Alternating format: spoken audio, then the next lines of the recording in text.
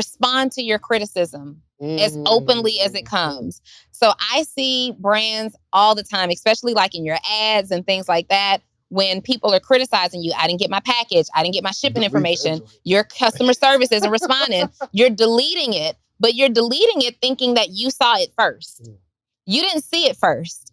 All those other people who are looking at your ads and looking at your page, they saw that criticism before you did, and they're checking back to see, how did you handle that?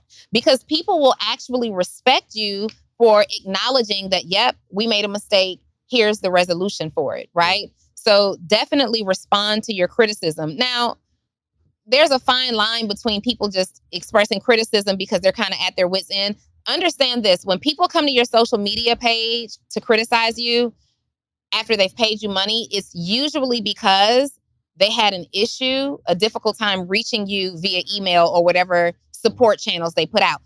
People who paid you money don't want to come and blast you on social media. They want their problem fixed. They want their hoodie. They want their t-shirt. They want their course. They want whatever it is that they purchased. And usually most people will, if your support is support@blah-blah-blah.com, they're going to try you there. If you don't respond to them, they're going to come to your social media. 100%. Now you have to deal with them privately and still resolve their issue, but then you got to deal with them publicly as well.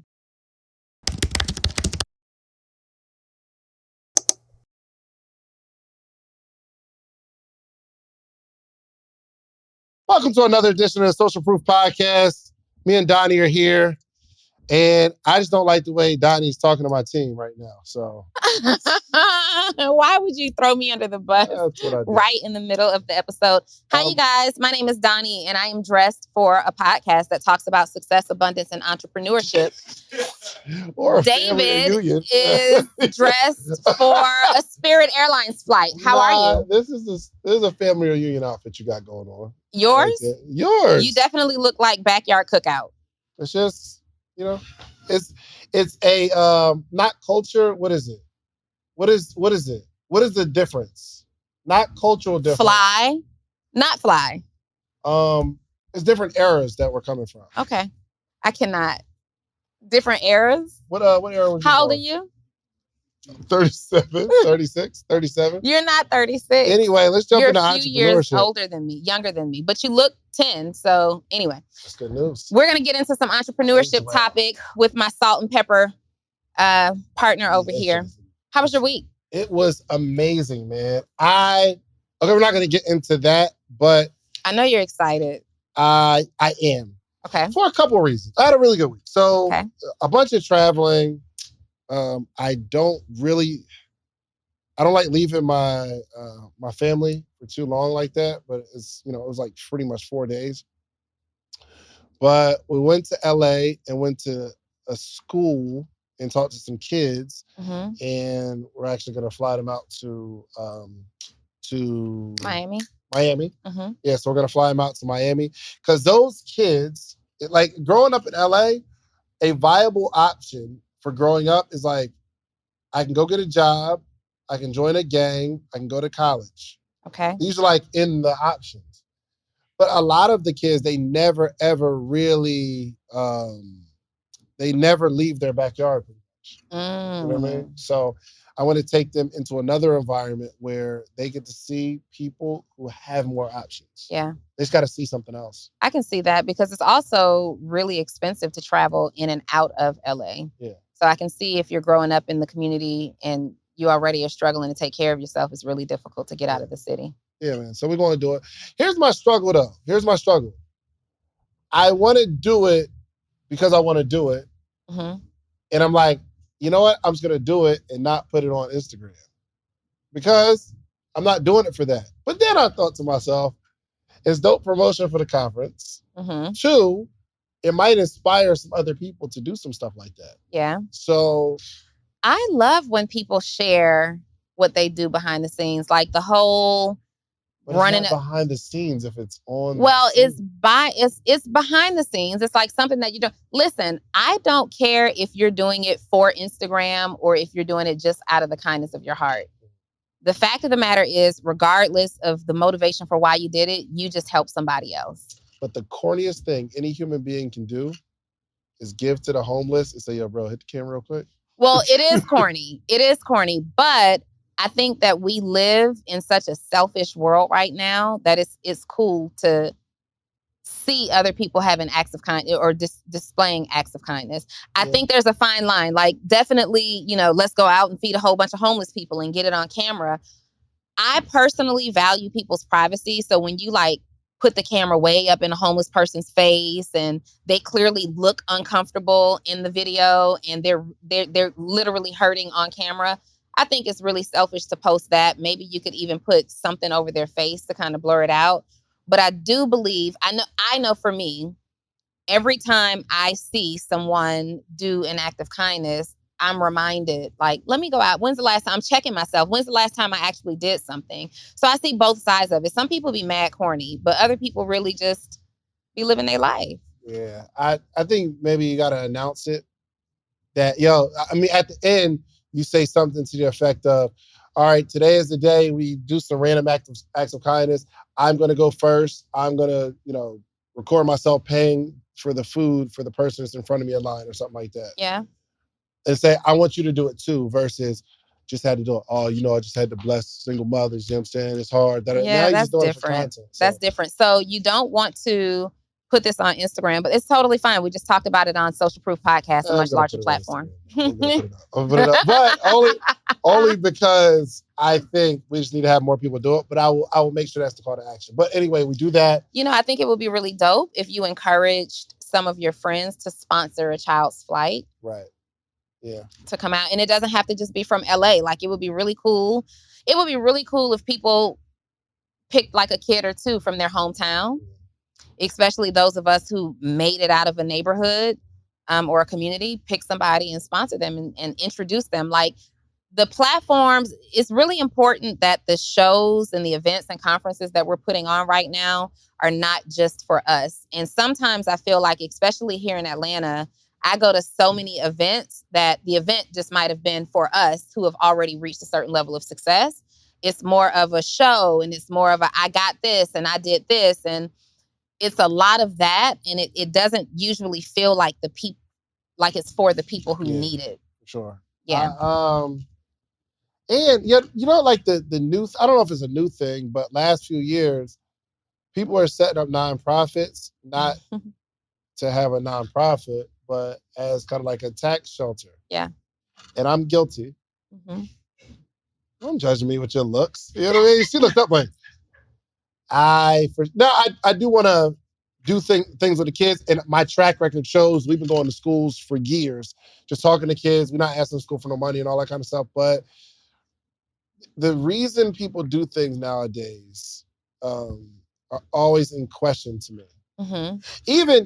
Even I get leery when someone hits me and says, yo, man, I was just checking on you, man, making sure everything was good. You good?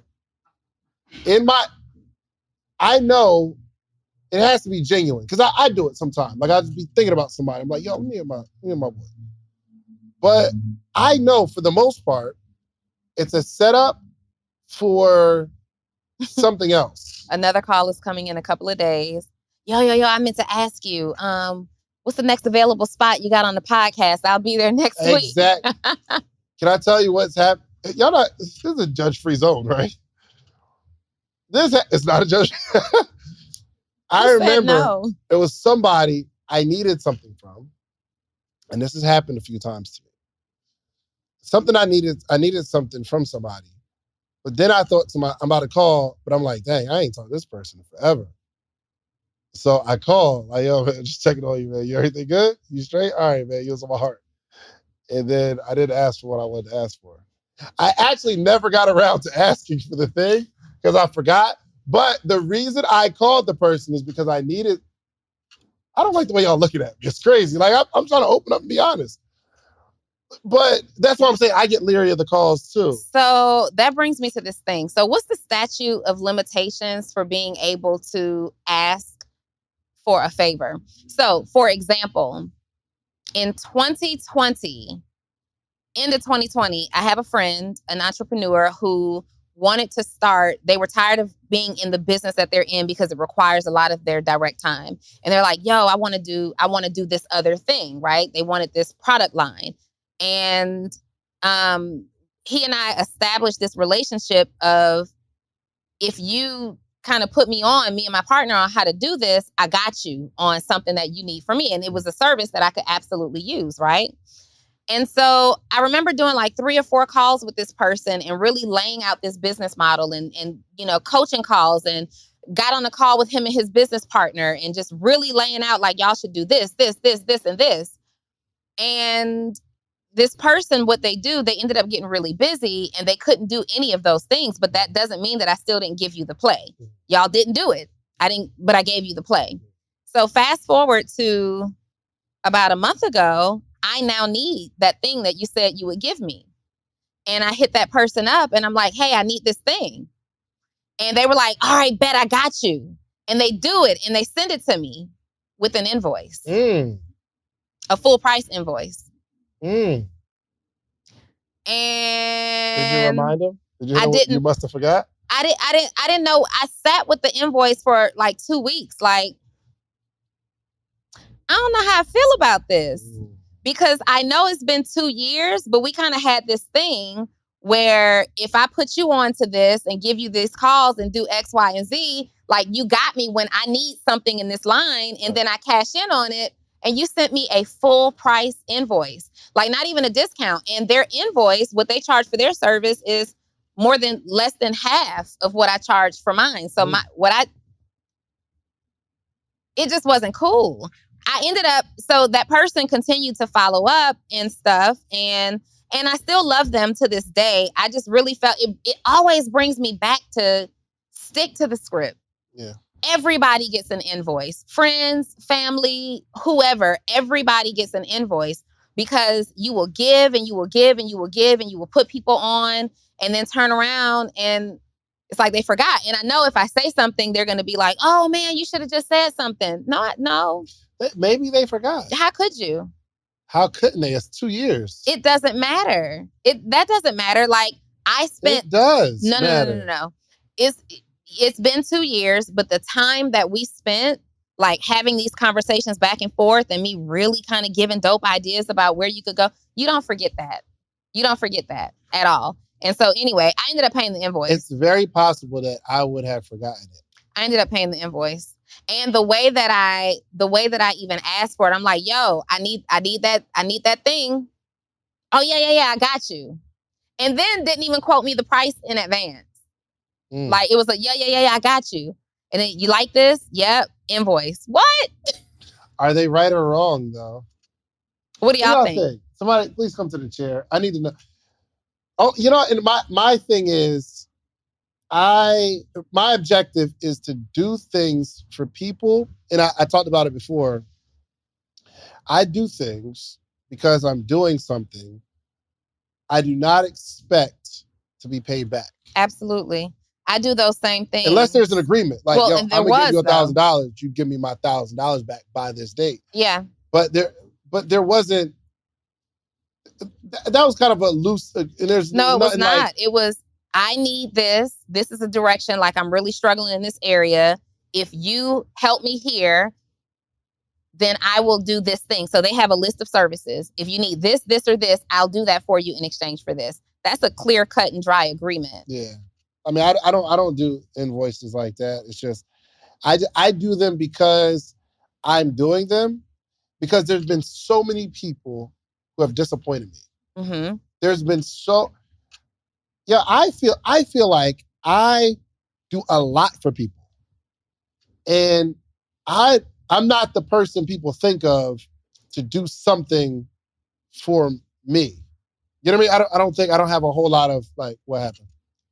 Why you gotta keep talking? Like, I'm over here all incognito. But I'm not the person that, it's distracting though. What are you talking about?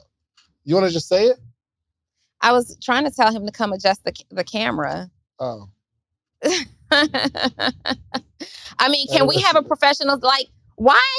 I used to get in trouble for stuff like that when I was little. Like, if somebody trying to send you, if your mama trying to send you like an inside message, and you be like, huh? What you say? What was it? Yeah, if I ever talk to Joe, I'm like, it's not.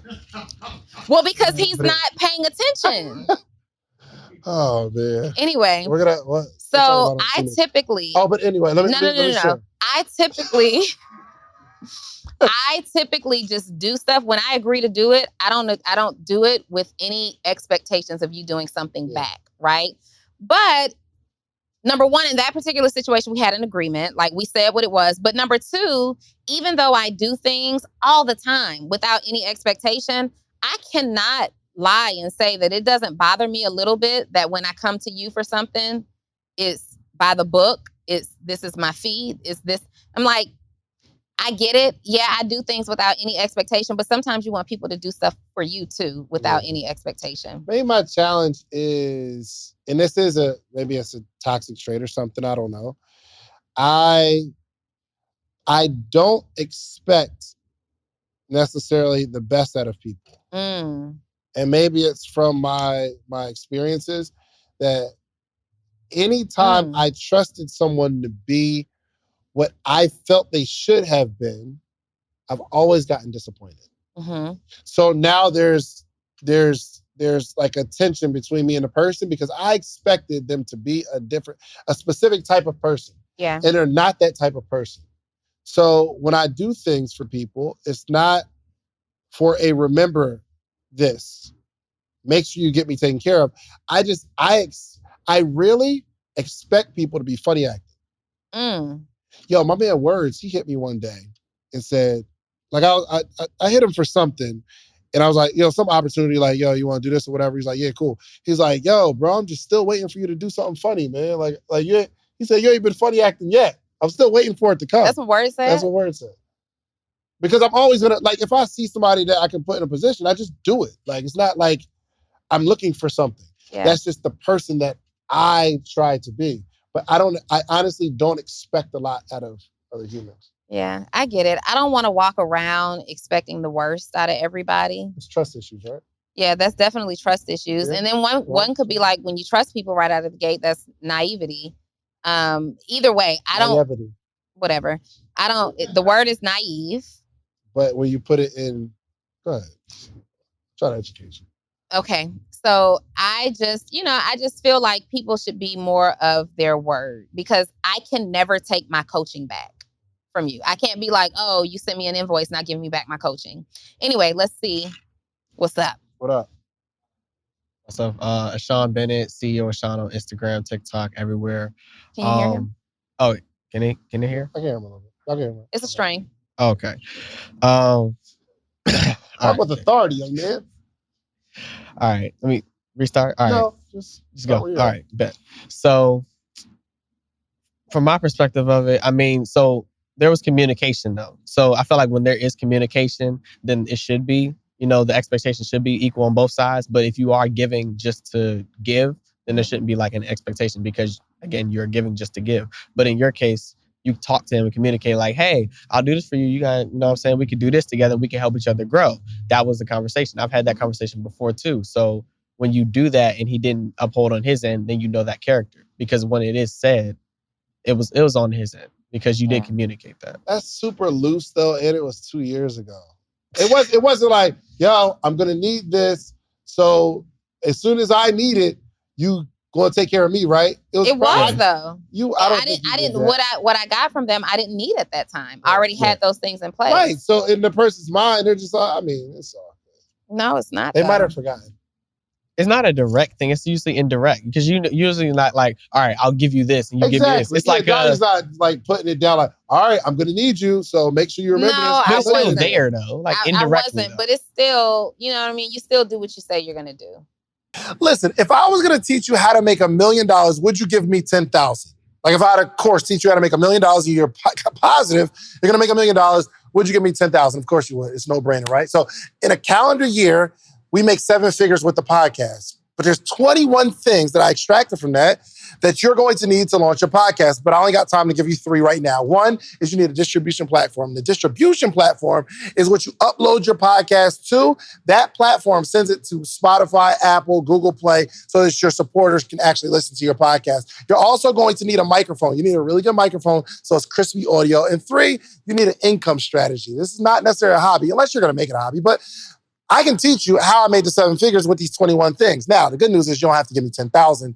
My ebook is only $37, okay? So listen, go to podcastebook.com and get the 21 things that you need. And I can explain it in detail, all the things that you need, okay? Podcastebook.com. Let's get to the episode. Right? If you did something for me 2 years ago and we had a conversation and then you came back and you're like, yo, Donni, I need that coaching that we talked about. Done.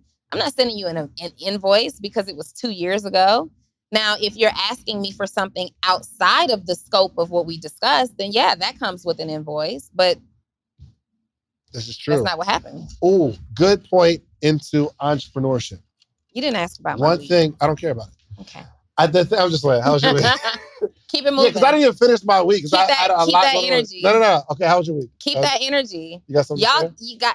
So what you guys don't understand is that sometimes Dave, y'all think I'm so hard on him, but sometimes he is the biggest male chauvinist ever. Oh my God. Ever. Yo, my week is so unimportant. When you use words like that, people will start jumping in the comments. Oh, you mean like you do to me every single episode? No, I don't. You told me that I only respect colonizers.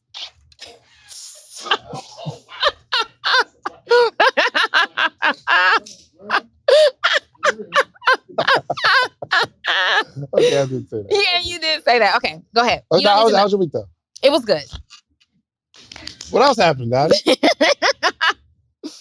I had a good week. Good. Yeah, I had a good week. Yeah, that's it. Let's go ahead. Did you pick up that shirt this week? No. Where'd you get it from? What is wrong with my shirt? You guys, what is wrong with my shirt? Nothing's wrong with it. All right. So let's talk. Sugar mama vibes? You trying to entice the young boys. Because I have a shoulder and it's showing? Yo, back in your day. I'm sorry. So what is Dave doing with his thighs? Yo, hold on. Let me talk. Definitely. It's sugar daddy season. I told you that. Thighs out this summer. All right, so let me tell you. Okay. Trust. Okay. So we are really working through being able to have people trust our brand, right? So I think even in an entrepreneurial realm, right, when you say you're going to do something, you actually have to do it or people lose trust. Even down to, yo, I'm going to go live at 3:00. You make an announcement. Yeah. But you don't. Yeah. You go live at 3:30, 4:00. And in our head, we're like, well. I still went live. But can people trust you? Right? So I'm very, very conscious that I put myself in a hole with the morning meetup. Because every call I talk about, not every call, but like every video, I'm very intentional letting people know I'll be on the call. I'm gonna be there. Now I do really, really enjoy it. So, but I know that I have to show up every day. I have to. So being able to trust that you're gonna deliver what you say you're gonna deliver at the level that which we deliver it. So when we first start, we're really, really excited and we're typically overselling the thing that we're going to release. Right? Yo, this podcast is gonna be amazing. We're gonna launch it. We're gonna be here every week, all that kind of stuff. And what happens is as you keep going, as you keep growing, and if it's not growing, you kind of scale back and you start taking off for seasons and rebranding. And that's not what you signed up to deliver to your audience. Yeah. So we're gonna rebrand, right? But we're just changing the podcast thumbnail. That's a rebrand. Some people think that rebranding is doing something different. That's not rebranding. That's quitting the things you're doing and you're just doing something else. Rebrand would be, we're going to create another set, but we're not going to stop delivering what you guys trust us to deliver to rebrand. But that's the excuse most people use. I think this is a really important conversation because especially for a lot of new entrepreneurs, you're struggling to figure out, you're putting out all the content, you are studying all the right information, you have all the right resources, and people are still not buying.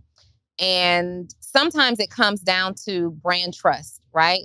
So for those of you who are multitaskers, and especially if you're just starting out, but it doesn't matter if you're just starting out or if you've been doing something for a while. If you are someone who, you're a videographer, you're a course creator, you're a realtor, and you do lashes on the side, I just don't trust you with any of those things. So let's talk about some things that you can do to increase your brand trust so that when someone comes to your page, and it's so important. It's so important because especially everybody goes to social media right now to kind of validate how they feel about your business. They've not ever done business with you, but they're going and they're scrolling through your comments. They're looking to see that other people have done business. I know I do it with boutiques all the time. Let me see if there are a lot of people in here who are having an issue receiving a product, or let me see that people have actually received a product. Well, you have to not only just know your stuff, you have to be a trustworthy brand. So number one, in order to be trustworthy, you might want to take notes. You're going to want to teach this to somebody later. I'm not the bar thief, Donni. You're the bar thief. You're the bar thief. You ready? Yeah, I'm ready. Okay. So let's talk about it. What are the steps that you need to... Go for it, because I feel like this is going to be good. What are the steps that we need to take in order to build brand trust, right? So let's talk about this, how to build brand trust. Okay. And the first thing that, yes? I think the first thing is that, in all seriousness, I think the first thing we can start with is a small promise and making the small promise clear. Mm-hmm. So not promising tall orders that you're not 100% that you can fulfill, mm-hmm. but a small promise that you can guarantee. You might not even guarantee that people are going to love your product. You might not guarantee that your oil is going to help people's edges grow, but maybe you can guarantee that your product maybe doesn't reach you in 3 days, but your product will be shipped in 24 hours. Okay. Because that's something that you can control. Okay. Your product will be shipped in 48 hours.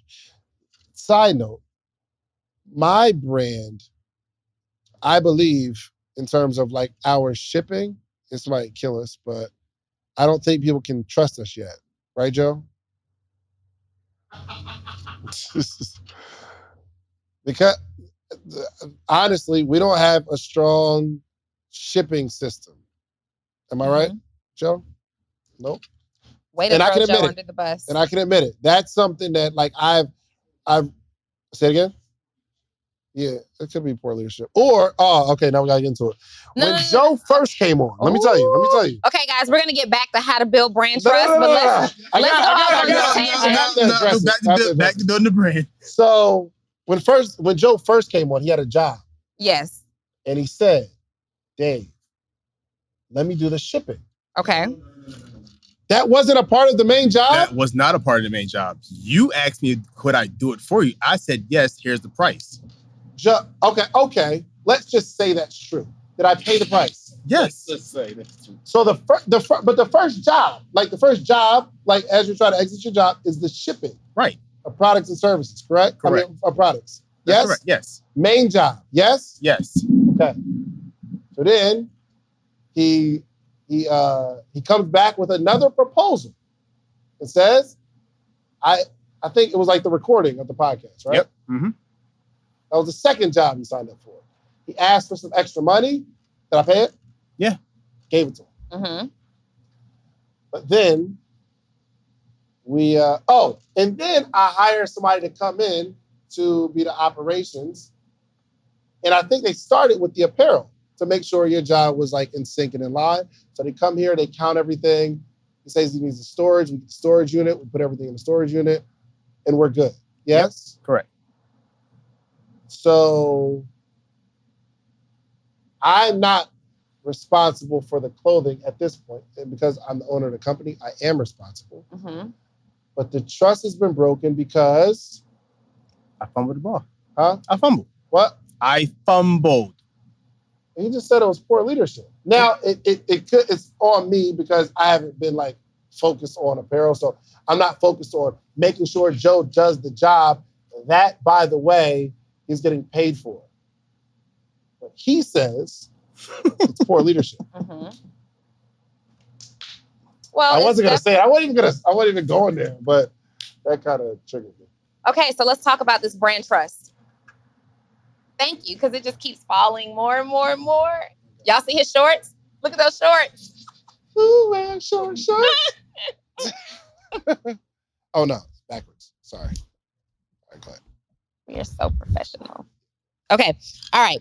I just created a framework while David was venting about building brand trust. You don't want to talk about Joe? No? Yeah, I mean, you know what I mean? Joe knows that he be messing up consistently. You know what I mean? And I think that we flamed him so many times openly on the podcast that I would just tell Joe, like I tell my daughter, the job has to get done right. And hopefully you can do it. Yeah. But moral of the story, the trust has been broken. So I've been focused on apparel, but we're going to bring it back. We're going to get back focused. Jeez. Okay, go ahead. Joe broke your trust? No, it didn't. I mean, the trust has been broken between our company and customers. Mm-hmm. Because I'll get kind of like emails like, where's my product, stuff like that. And I have no shame about it. Like, but yeah. Joe. Okay, so this will help you. This will help you reestablish your brand trust. So number one, and I appreciate what you said. Okay, so we're just going to start from the beginning. How to build brand trust. So you are an entrepreneur.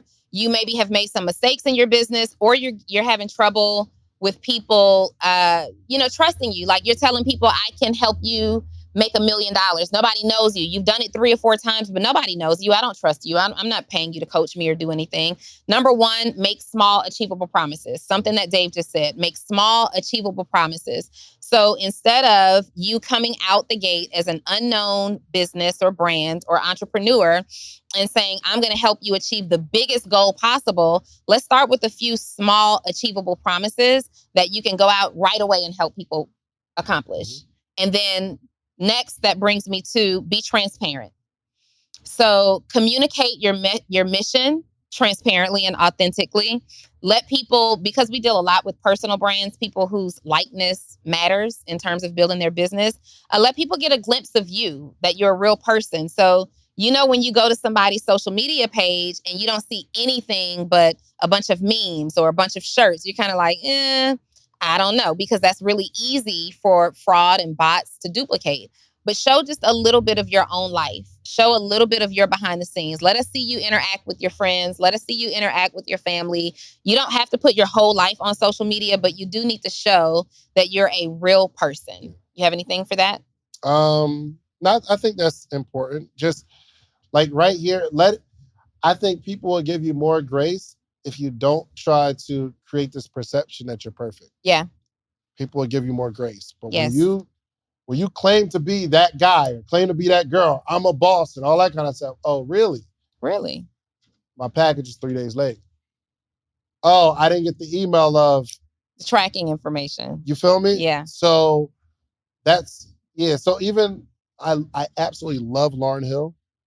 But her not showing up. I don't think she's ever taken accountability for it. Mm-hmm. Even in the last, what was that? It was a verse she just did. She was on somebody's album. What? It was a hard verse on Nas album. Yeah, she was talking about. She was like almost bragging about like, yo, I'm trying to give y'all the truth. Y'all talking about I'm late? Yes, I bought a ticket for you to be here at 8 o'clock. 2 hours ago. Yes. What are we talking about? Yeah. It didn't even we're not transparent with I've been going through some things or feel me. So yes, that was good. All right. So number one, make small, achievable promises. Number two, be transparent. Number three, this is huge. This is so big. Respond to your criticism as openly as it comes. So I see brands all the time, especially like in your ads and things like that, when people are criticizing you. I didn't get my package. I didn't get my shipping information. Your customer service isn't responding. You're deleting it, but you're deleting it thinking that you saw it first. You didn't see it first. All those other people who are looking at your ads and looking at your page, they saw that criticism before you did, and they're checking back to see, how did you handle that? Because people will actually respect you for acknowledging that, yep, we made a mistake. Here's the resolution for it, right? So definitely respond to your criticism. Now, there's a fine line between people just expressing criticism because they're kind of at their wits' end. Understand this: when people come to your social media page to criticize you after they've paid you money, it's usually because they had an issue, a difficult time reaching you via email or whatever support channels they put out. People who paid you money don't want to come and blast you on social media. They want their problem fixed. They want their hoodie. They want their t-shirt. They want their course. They want whatever it is that they purchased. And usually most people will, if your support is support at blah, blah, blah.com, they're going to try you there. If you don't respond to them, they're going to come to your social media. 100%. Now you have to deal with them privately and still resolve their issue, but then you got to deal with them publicly as well. And the mistake that a lot of entrepreneurs are making is like going off on people, deleting messages, treating people like they got on your nerves because they didn't have a good experience with your company. You have to address it and respond to your criticism. All right. Number 4, encourage and display reviews. One of the easiest ways to build brand trust is to encourage your customers to leave a review. So there's a platform called Video Peel. And Video Peel? Peel. And you can send an email out to anyone who's purchased from you, and they get this link. And the link allows them to go ahead and record a video, and it tells them how to record, how to hold their phone. And you can go ahead and collect a video testimonial, and it'll come back to you. You can even give them prompts on some things to trigger their memory about their experience with you. Like, hey, you purchased my XYZ course. Can you please tell us, what you've done with that course? Or can you talk about the results that you've gotten? So encourage reviews. In today's world, video reviews are better than written reviews, but written reviews are better than no reviews. Okay, so encourage reviews from real people. When you get reviews, especially when you're a new brand, it's a great idea to tag people. Whoever sent you the review, if you tag them, like if they sent you something on social media, tag them in it, because it makes your review even more trustworthy. Like it's a real person. A real person left this review. You didn't just make this up. Take the screenshot from your messages. If you want to hide their name and blur that out, just as authentic as you can possibly be with your reviews. Get reviews. I cannot stress that enough. Yeah, that's super important, because that's really how we all buy, right? Mm-hmm. I don't think I've never gone on a date with my wife without looking at the reviews of a restaurant first. That's interesting. Or like Amazon. Amazon, I'm in those reviews. I am super in those reviews. And then even when they have negative reviews, I am looking at number 3, which is respond to criticism. Let me see how these people actually responded to the critique that they received, right? And here's what's cool. When I'm buying something on Amazon, I go to the negative reviews and I look to see if the negativity is just somebody that's just hurt or they couldn't figure something out. Because I'm like, oh, well, cool. So some people are like, yo, it came in a box and I just couldn't figure out how to put it together and the instructions are terrible. And I'm like, you don't know how to read. So this is a good product for me, especially if the rest of them are good, right? So sometimes those negative reviews help me. Yeah. Because I'm like, now this person's just complaining. Yeah. You know what I mean? Yeah. So that's good. Yeah. And then you can kind of see, and there are things through negative reviews that you'd be willing to deal with that, others aren't, like reading instructions, right? Sure. But this is also why it's so important for you to force good reviews. Everybody, and display those reviews.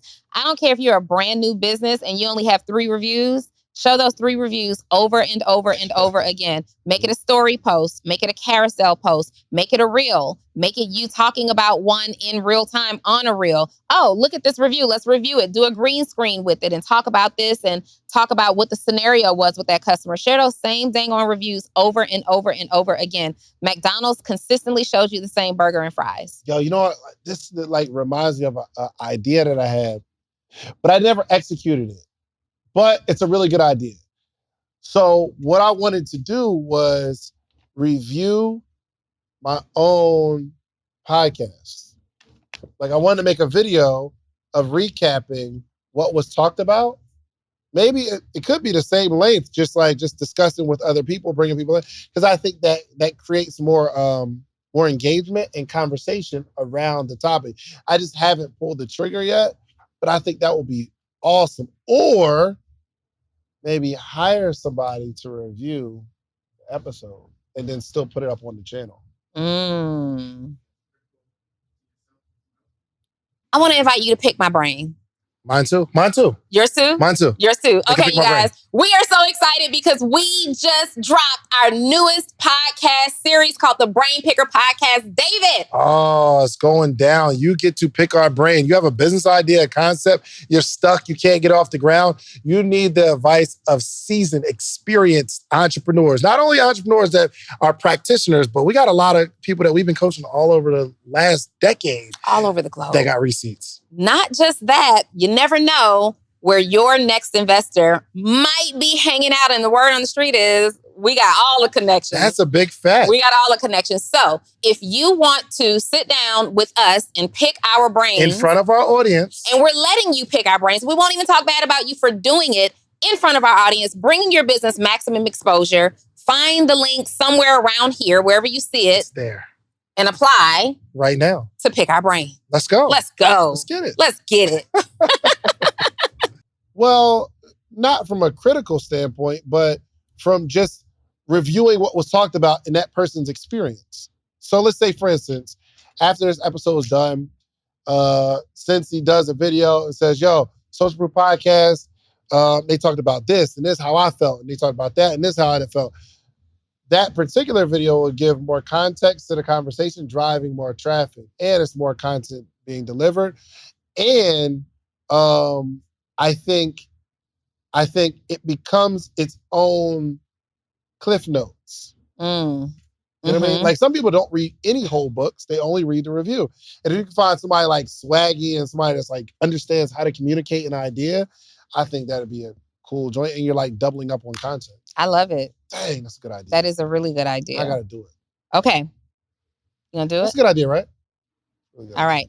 So we are on number 5.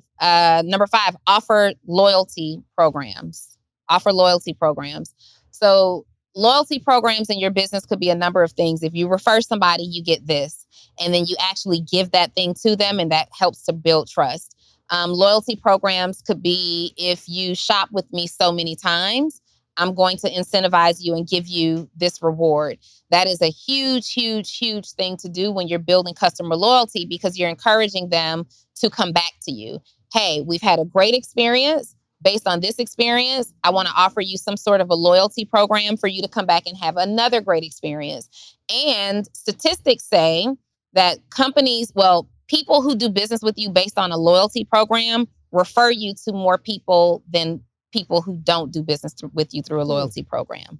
That's good. So how can we create a loyalty program for this podcast?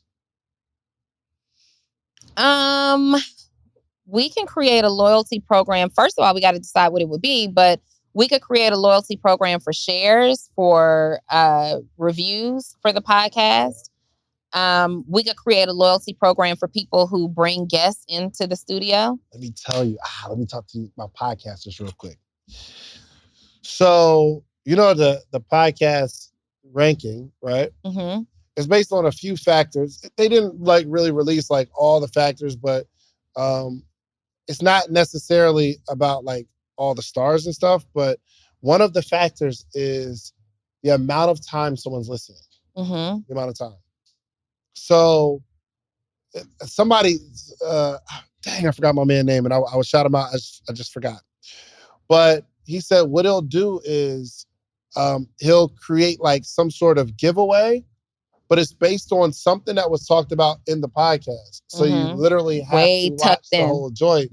You'll be watching it for a period of time until you find it. So I think maybe we can create kind of like a survey or a test that people take part in, and then there's winners of, you know, let's say we can do quizzes. Quizzes. You complete the quiz, you get $20 or something like that. We put the link to the quiz in the description of the podcast. We ask 4 questions that require you to be there at 4 different time segments of the podcast. You submit it, and you get whatever it is that you get. That's hard. And y'all think some people that don't listen would listen just to win something. And not only do we do it, but we limit it to a period of time. So in the first day, on the day of release, so that you're not constantly giving whatever that thing is away months, weeks, years later. We got to figure out how to do that. Mm-hmm. We got to figure out how to, because then we got to figure out how, okay, if DeWine gets the answers, he don't blast it in his text list like, yo, here's the answers. You know what I mean? And then unless there's like, it's a selection of these people, we spin the wheel and we give a certain amount to those people. Mm-hmm. Submit the quiz to enter for a drawing or whatever. And then we go live. And we spin the wheel. Yo, that is genius stuff that I just came up with. Ain't that? The guy's so smart. Yo, so, okay, I got to write that down because I really got to figure out how to implement it. But I got to write it down. I don't, okay. You don't do what? I don't what? You don't do what? Talking about? You don't go back and watch the what? I do go back. Well, I mean, I heard it. I did it. You know what I mean? Like, all right. This idea that he came up with all by himself. I watched some of my episodes. I cannot. Sure. Okay, number 6, how to build brand trust. Deliver on time. And in the event that you are not able to deliver on time, communicate with your customer. I'm sorry, real quick. So disrespectful. I know. But there are people that are trying to figure out how to kind of add value to people that they admire or look up to, or they just want to figure out how they can add value. It's the little things that, for instance, I don't know if there's a platform that does this. Okay. Right?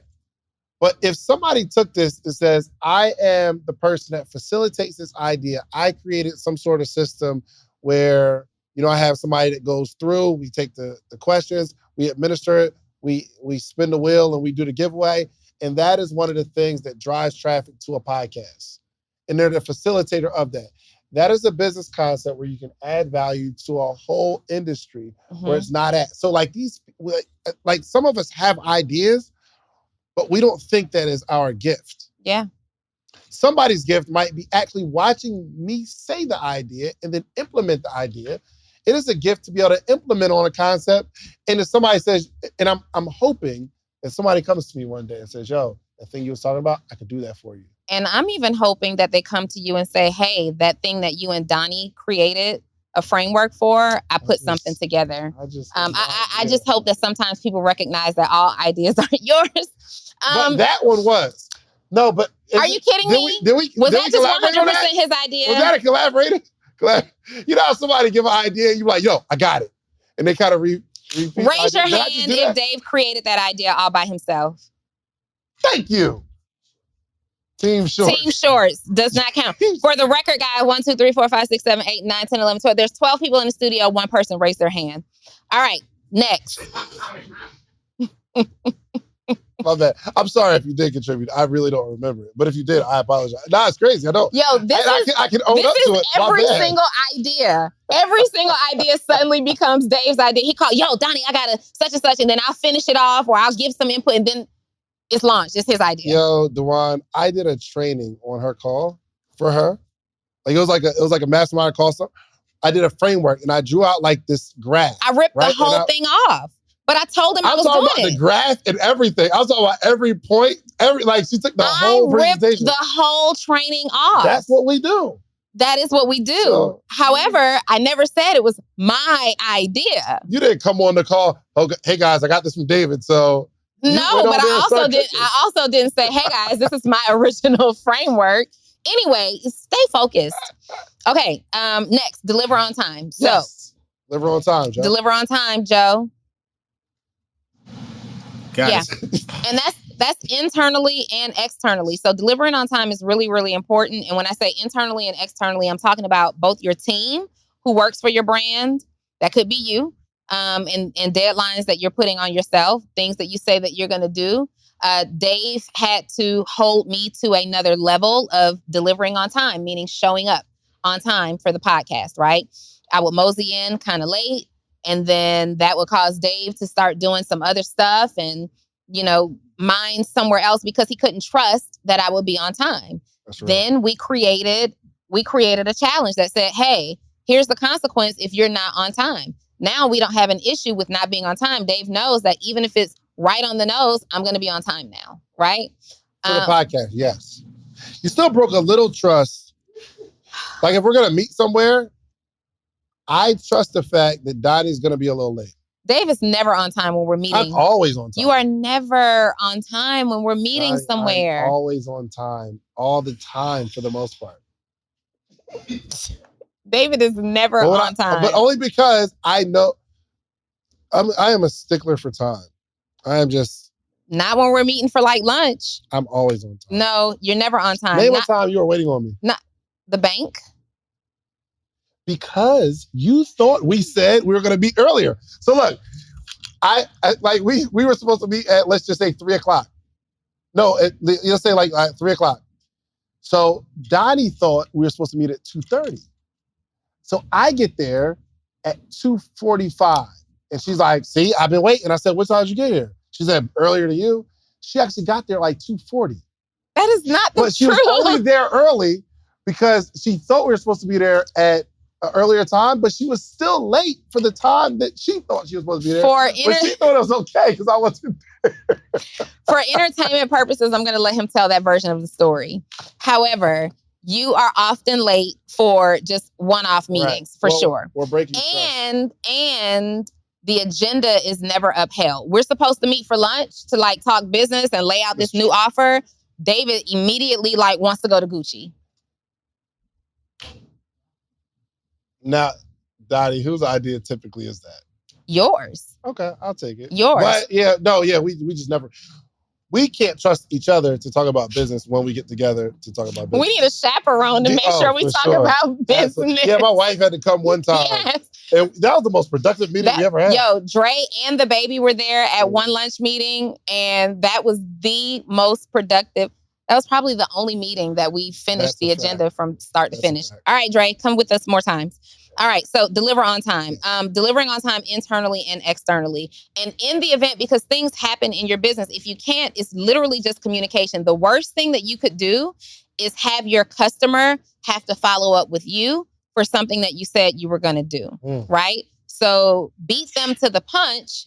And that is, it's like in a relationship, right? Let's say you told your significant other you were going to the mall.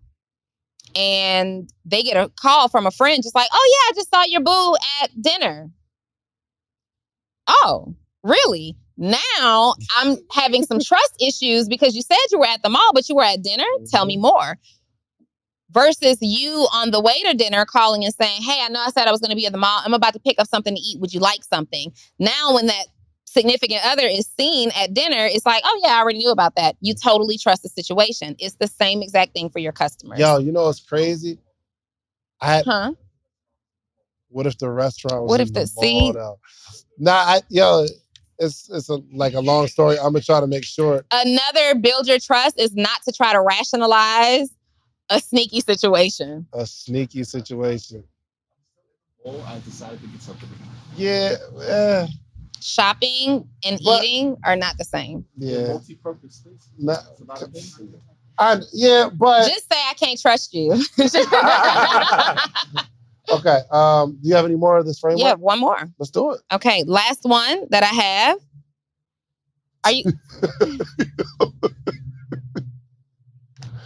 But you can tell he's a sneaky link.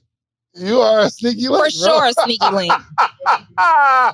For sure. He's probably looking for the loophole. No, but it was in the mall. It was in the mall, and I had to eat. And then I went to shop. They were bagging my products, so I stopped for a bagel. They didn't tell you I had a bag of Chick-fil-A in my hand? No? Mm-hmm. Yeah, for sure. Yeah, people are, I've definitely had some conclusion jumpers in my day.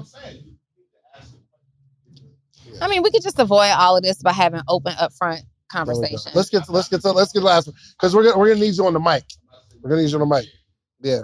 Yeah, we can't hear anything, so we just look like we're talking to air right now. We look crazy. We look mad crazy. Okay, so in addition to number 3 of responding to criticism, number 7 is own your problems and offer incentives. Own your problems and offer incentives. So don't try to talk your way out of it. Just own it. Yes, I was at the restaurant. I'm sorry. I should have called you to see if you wanted something to eat. Can I go back and pick something up for you to eat? Mm-hmm. Shipment is late.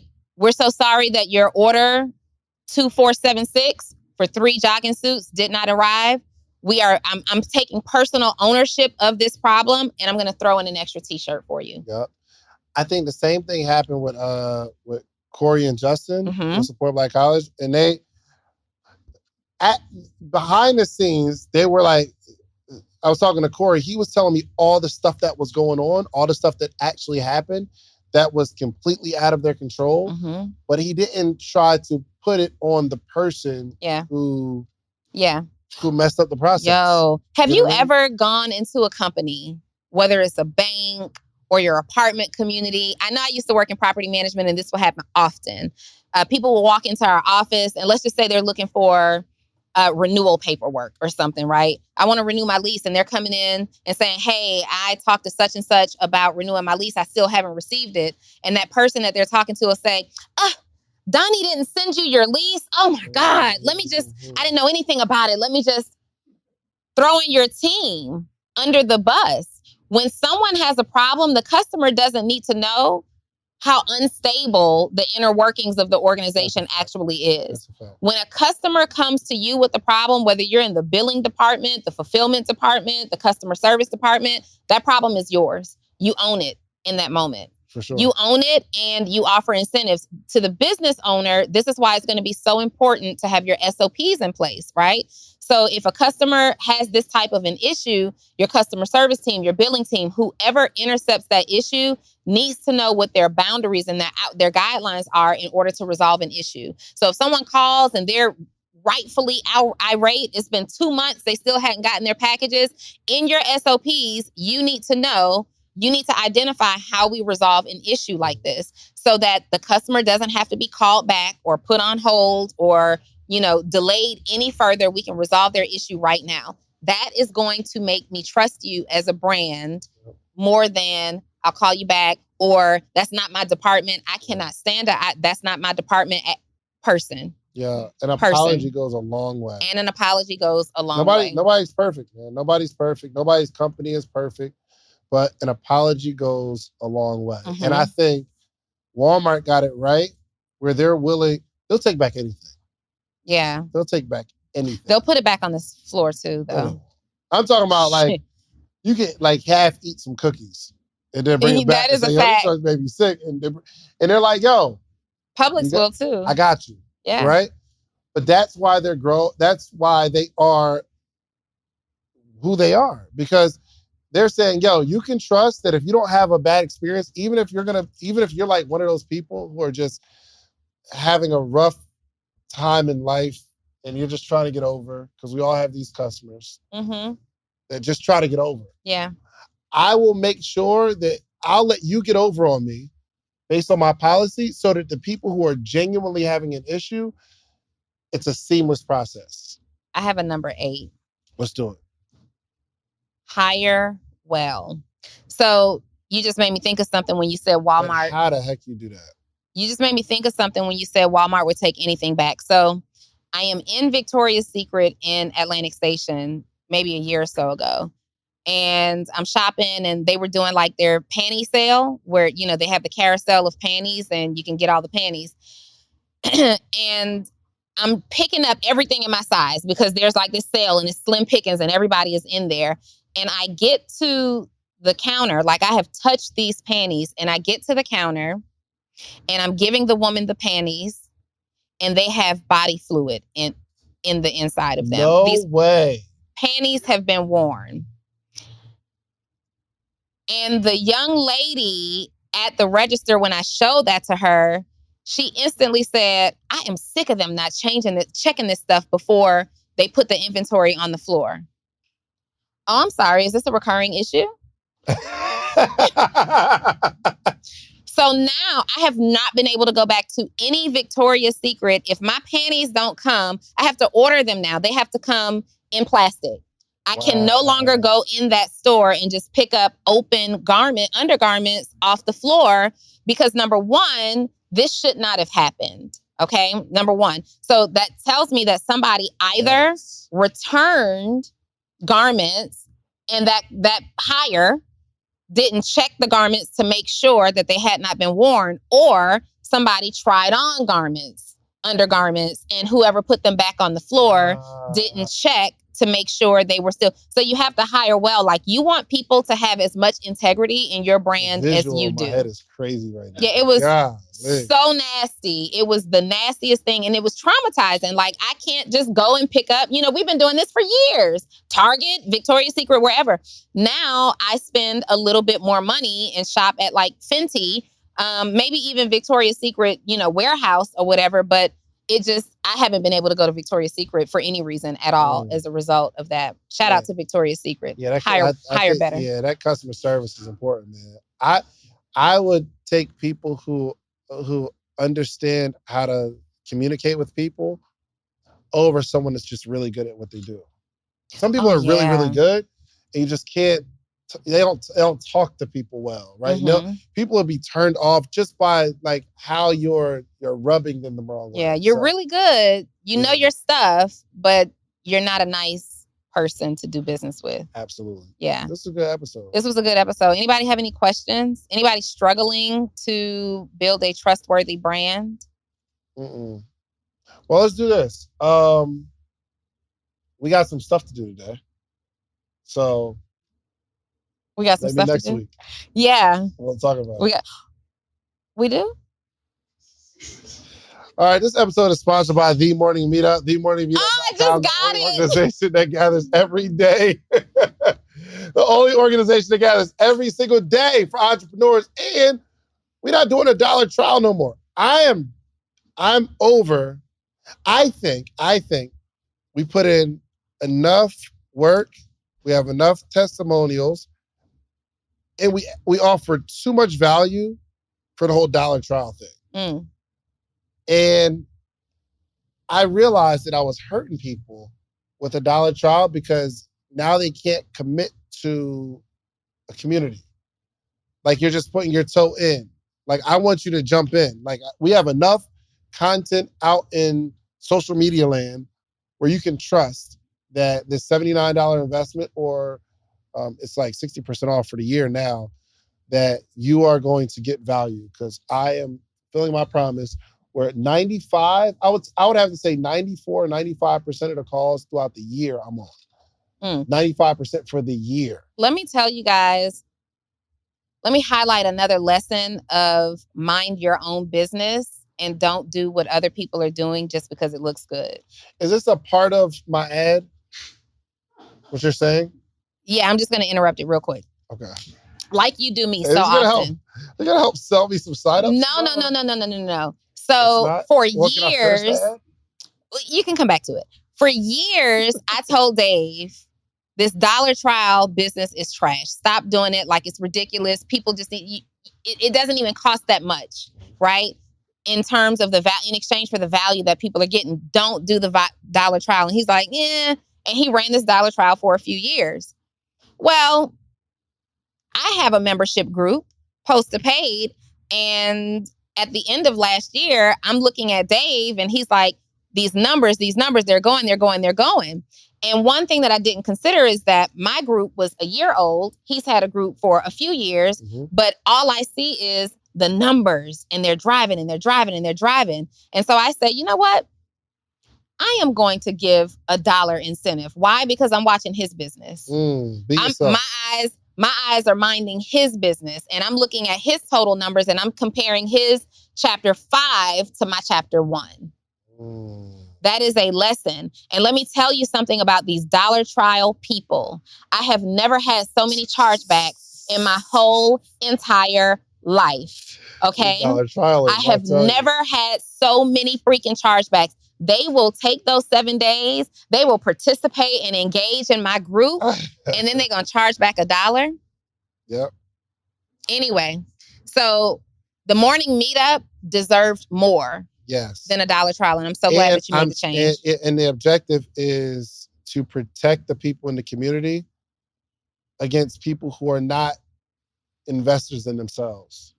Like, sometimes the price, it's not about like who can get in, it's about who can't get in. And sometimes if you give your program, it's too easy to get in. Yeah. You'll start to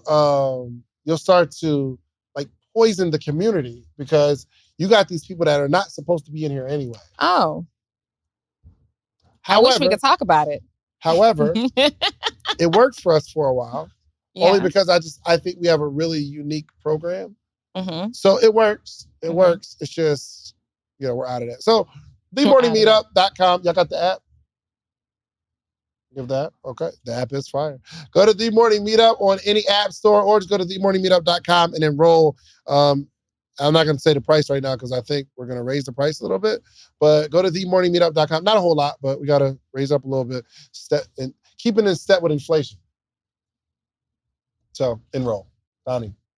This episode is also brought to you by Six Figure EDU, the dopest community for developing coaches, consultants, and course creators from scratch. You know something. You have a gift inside of you. You have a certain level of information, some knowledge, some experience that you believe you can teach other people and help them get a result or transformation from it.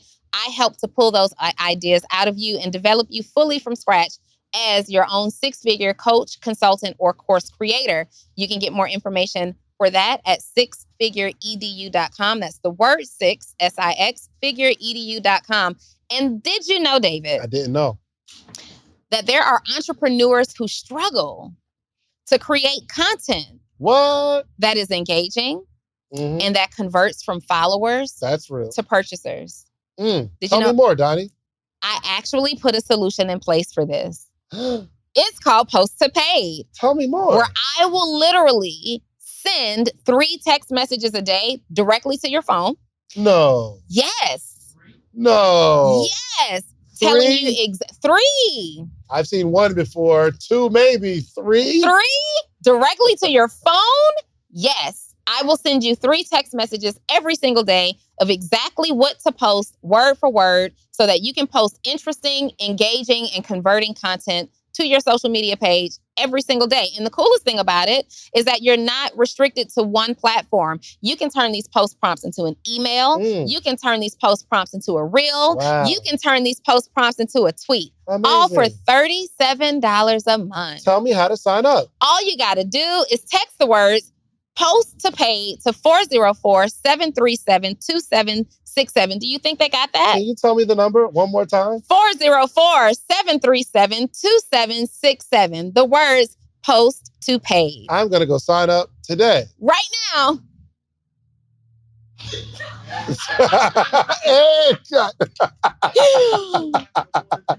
Right. Yes. All right, you guys, do business with us. We are the dopest. Oh. Let's go. Brain Picker Podcast. BrainPickerPodcast.com. Yo, did y'all see that we released the newest edition of our podcast series, Brain Picker Podcast, where you get to get coached by the 2 of us. If I don't know something, David, then maybe I know it. Maybe you know it. We get to jump your idea. Yes, tag team your idea. Absolutely. Double dutch your idea. So it is imperative to get coaching. You need mentorship. Yeah. And we are 2 of the best in the game. But the biggest benefit outside of us being able to coach you is us being able to coach you in front of your ideal audience. So there has been nobody that's been on the Brain Picker Podcast that didn't get some business from people that were watching the Brain Picker Podcast. Yeah. We keep the whole video up on YouTube. Forever. And ever. And ever. You were supposed to say, and ever? I missed that? My bad. I was in my own zone. All right. Go to BrainPickerPodcast.com. BrainPickerPodcast.com. What is it? BrainPickerPodcast.com. Sign up. We can't wait to coach you. I want to see your business. Donni wants to attack your business. Let's go. Wait. Why you get to see it, but I got to attack it? Because you do more attacking than I do. I'm out of here. You guys, thank you for being here.